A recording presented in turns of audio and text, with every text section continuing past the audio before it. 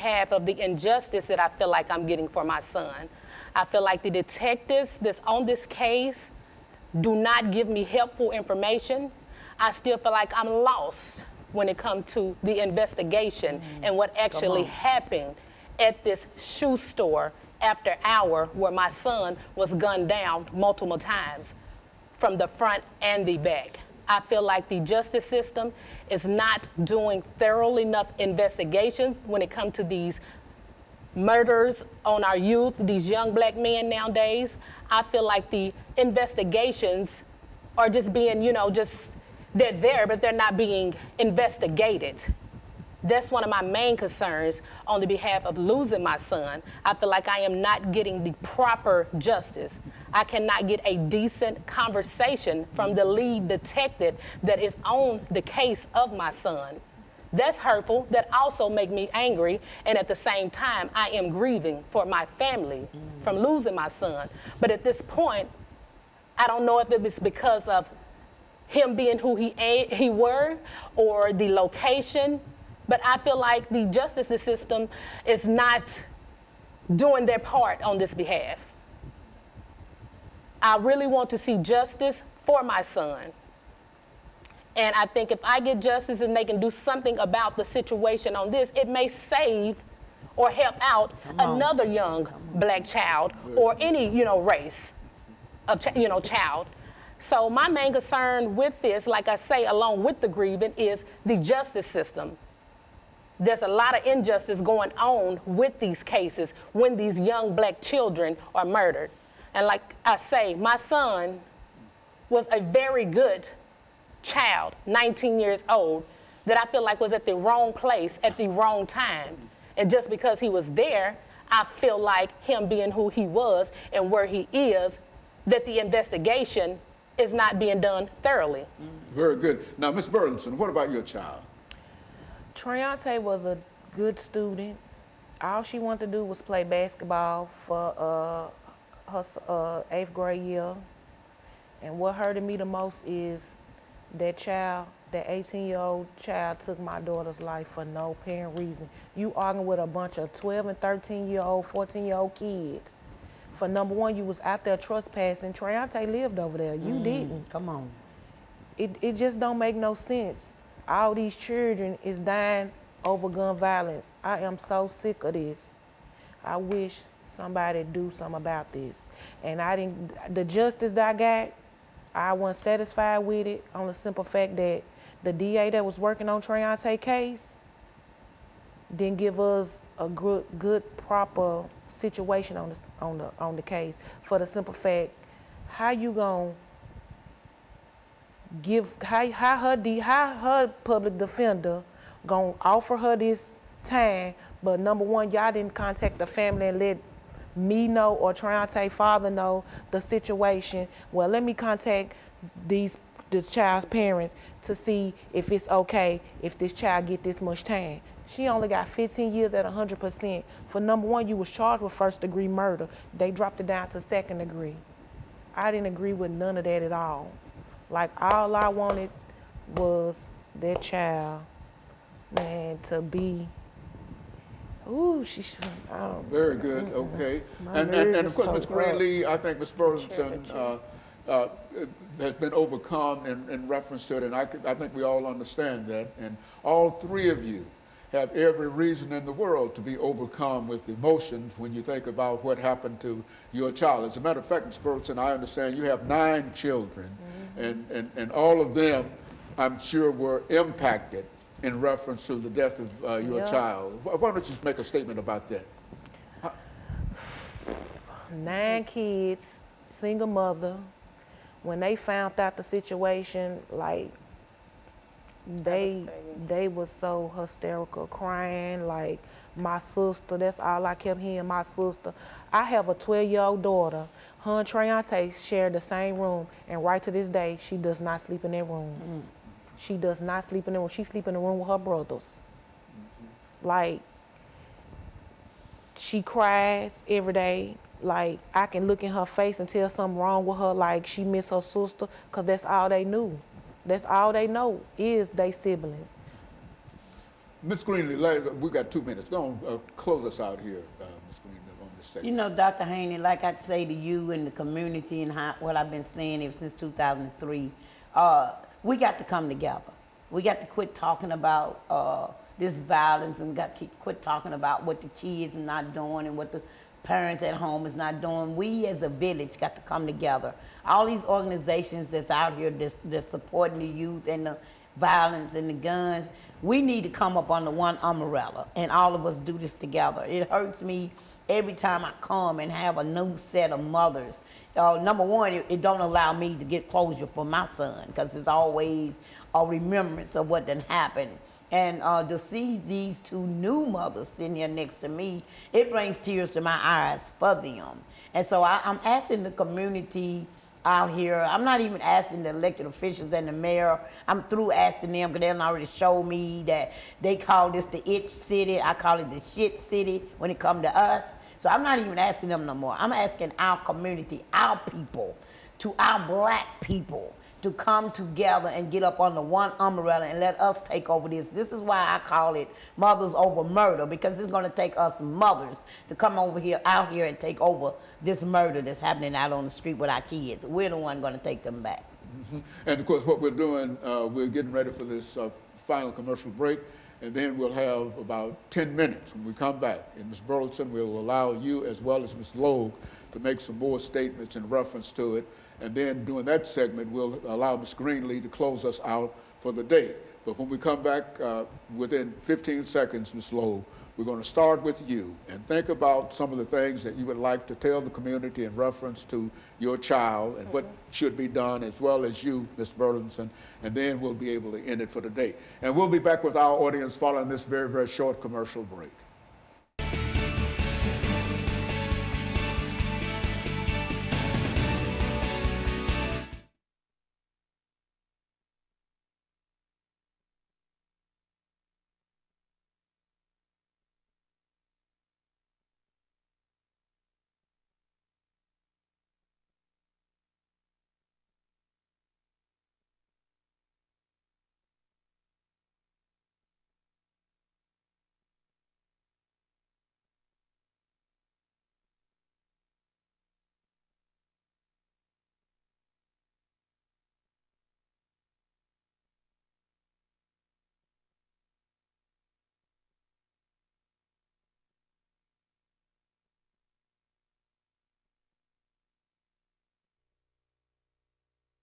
I'm all about it. If it wasn't for the mom's program, I wouldn't have never knew what. Yeah. Get me started, Ms. Greenlee. Tell me, I'm starting. I'm getting ready to start out with. What am I? Get me back there, y'all. I can get it when I get there, but I'm scared I'm gonna mess up. Yeah, just start out. When I'm speaking out on the, what am I? You starting out again with your son. So all I want to just say to the community, I miss my son. My family miss my son. I have my daughter sitting in the studio that misses her brother. So we don't want no mother to be in this seat. And so I'm just asking, in this situation, I'm just asking the community to reach out for us and just, and whatever else put it in your head. We got 8 minutes, 10 minutes on this segment. And this is the final segment, is it? Yeah. This is the final segment. We have got 10 minutes. I'm going to introduce the show again, and when I get on to you, we're going to start on you and start talking about your child, whatever you want to say about your child. Okay, my last time asking, what I'm starting with again? What it don't matter. Just start. Okay, whatever, I'm back and I'm speaking on the behalf. Yeah, just speak on behalf of your child. Speak for him. Again, what's his name? DeMelvian. Again, DeMelvian was a good kid. Okay, there I go. He can't speak for himself. Okay, here I go. Yeah. Okay. I'm ready. I'm ready. Okay. This is the last segment. This is 10 minutes. Now, we're going to start with you, Ms. Lowe. And you just start talking, whatever you want to talk about. Now, Ms. Burleson, this is your chance. You got them 9 children at home who want to hear Mama say something about it. What's your child's name? What was that child's name? Treante. Treante. Yes, they want to hear what Mama said about Treante.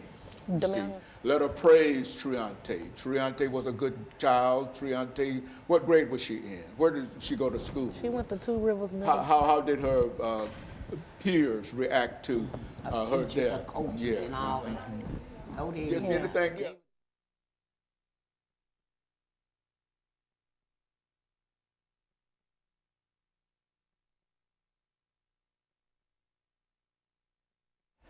Thank you and welcome back to the final segment of the show for today. We're talking to Ms. Greenlee, Ms. Burlington, and Ms. Logue. Each have had a significant event in their lives dealing with their children. And of course, Ms. Logue, let's have you to simply talk about the impact that this had, not only on you, your children, but upon other folks that you might know. And let's talk about it from that perspective. And Ms. Burlington will take about 3 minutes to talk about some of the things that she believed that's on her heart today in reference to this. And then Ms. Greenlee will close us out for the day. Let's start with you, Ms. Logue. Okay, again, like I said before, DeMelvian was a very loving, caring, great child.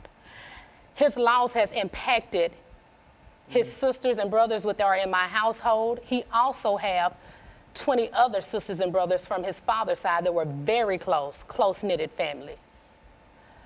It's really impacted all of us as well as the community.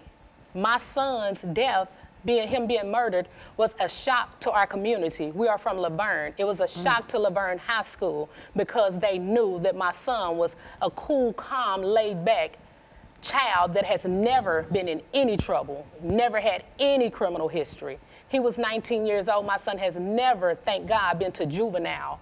My son has never been to jail. It was a shock to the community when we got the news that my son was murdered.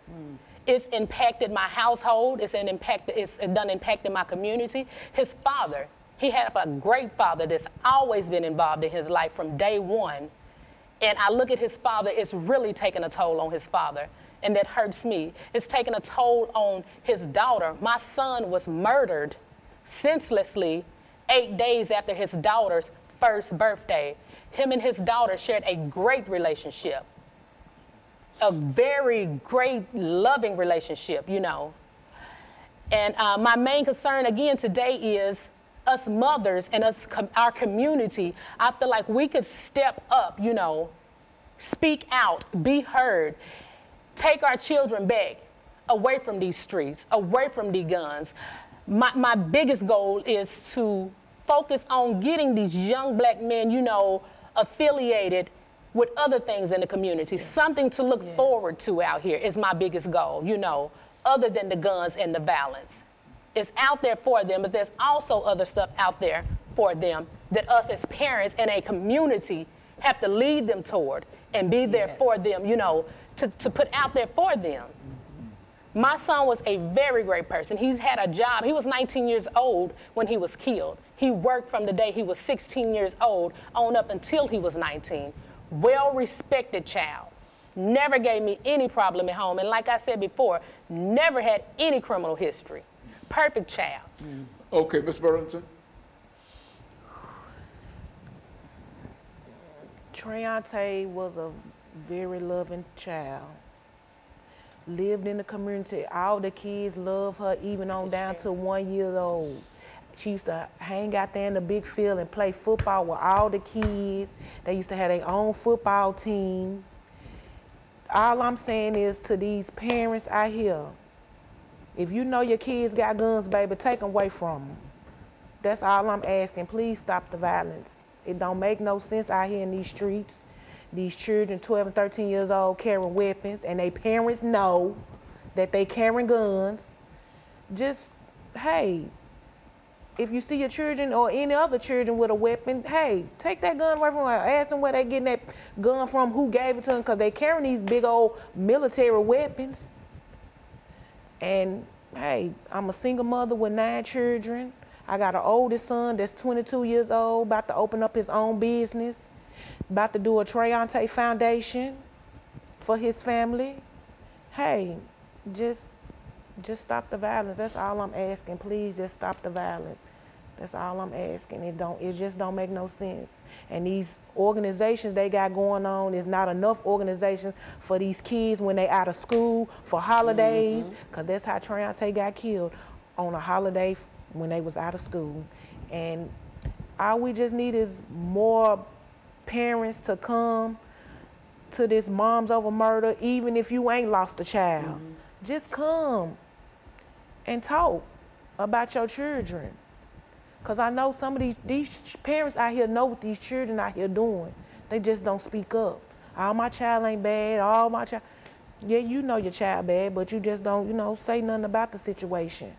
All I'm asking is please, and if you listening, please stop the violence. And more parents need to come, more fathers need to come and step up to the plate. Get some of these children off the streets and, hey, if they ain't got no father figure, hey, take them, hey, go ask their parents, hey, can I take a child to the mall? Or, hey, I know you don't have enough money to buy your child this. Hey, step up and, hey, because I know a lot of parents, hey, because I'm one of them. I'm a single parent with 9 children, hey, and I'm struggling right to this day, and I live in public housing with no job. Ms. Greenlee. Ooh, man, I'm telling you, I'm overwhelmed. Excited and promising at the same time that we're going to be able to do something about this. This is not just another talk show. This is going to be an action show after this. I do want to elaborate on coming to this mom's meeting. I really need mothers, women of all color to step up and step out so we can take action back to the streets. Just love on the streets, love on our young ones, not pointing fingers at them. I always say that we'll go with an apple pie in one hand and a baseball bat in the other. We're going to beat that tough love out of them, but we're going to love them back to health and let them know that we are going to accumulate programs that we can put them in and walk them step by step to it. And then we want to find out where these guns are coming in from in our community. I say that all the time. And so I just want to again put the location out there that CGreenlee has a Mothers Over Murder meeting from every first and third Thursday from 6:30 to 8:30, located at 1000 Jackson Street, Grace Covenant Church. And I also wanted to say that my cell number, 615-589-8984. If you don't want to come to the meeting, call me and tell me what you can do. We need grant writers. We need other buildings to open up for us. I want to take this mobile. We want action. I don't really want to come back with 3 more different moms sitting in this chair talking about the same thing. I want to talk about the law we done changed, the name that we have put under one of these children that's helping out with scholarships now. I want us to be more action than more tears, because I'm about ready to break out crying for them, you see. And I just want, again, Dr. Haney, to thank you for letting us come back out. And let me just say this organization, Dad Against Destruction, this is a new organization that just opened up that is crying for men to come out. So I'm not against men. If we got fathers, because they done lost their child too. If we got fathers that want to come out, you all come out to this mom meeting. Or call me again, 615-589-8984, and we can come up with a father's program for you guys to step up and step out and save our youth. So, Ms. Logue, you think that this organization can do a real thing in terms of not only against gun violence and et cetera, but also to do something for the entire community? Is that what you were saying, Ms. Logue? Yes, I would like to see this program change lots of communities, and I feel strongly that it can if we all, as mothers and fathers in a community, step in and try to overtake the balance from these kids. And like she said before, the guns, you know, let's try to step in as a community and parents, figure out where the guns are coming from, reroute these kids, you know. It starts out here in these streets where these children are getting these guns from that nobody knows about. I mean, you know, we have to start out here. We have to start outside of the home. A lot of things come within the home, but the majority of this violence and this murder is coming from outside of the home. So, yes. And so let me thank the 3 of you, Ms. Greenlee, Mr. Burlington, and Ms. Logue, for coming by and giving us some information. I know it's a painful thing for the 3 of you to have experienced this, but I know that the 3 of you are also trying to warn other mothers or fathers about their children and what they ought to do and what they have to do in order to make those children safe. And so let me thank you, and let me encourage our audience to tune in again next week for another informative edition of Comments. Thank you and good morning.